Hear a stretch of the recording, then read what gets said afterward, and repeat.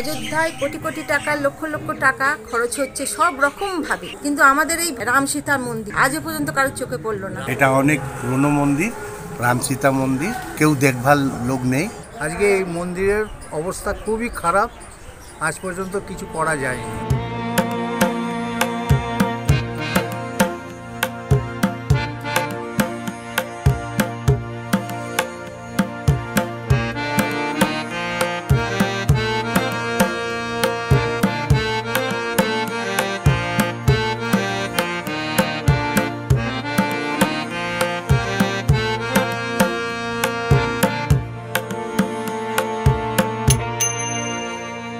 তো চারপাশে লোকজন খাটাল ফাটাল এইসব লোকজন বসবাস হয়ে গেছে চারদিকে। এটা অনেক পুরনো মন্দির, রাম সীতা মন্দির। আর এটা হচ্ছে এখন কেউ দেখভাল লোক নেই। যাদের ছিল, মানে যাদের পূর্বজদের ছিল, তারা এখন খুব অসহায়, তারা তো কিছু করতে পারছে না। কি চাইছেন? আমরা চাইছি এই যে দেখুন অযোধ্যায় কোটি কোটি খরচা করে কোটি কোটি টাকা, তো এটাও সরকার দিকে একটু নজরটা পড়ুক এই মন্দিরটা সংস্কার করার জন্য।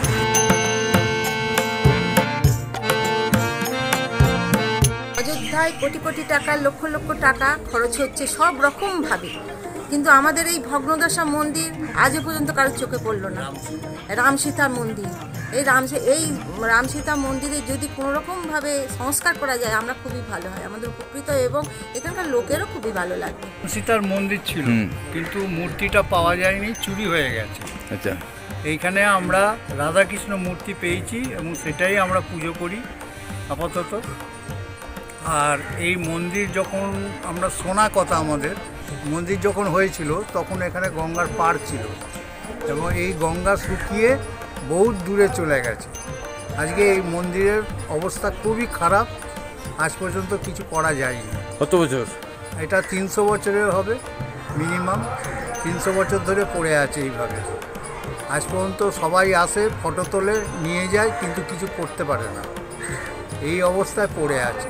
আমরা দীর্ঘদিন সবাইকে জানানো সত্ত্বেও কিছু হয়নি। আমরা চাইছি মন্দিরটা একটা সংস্কার হোক।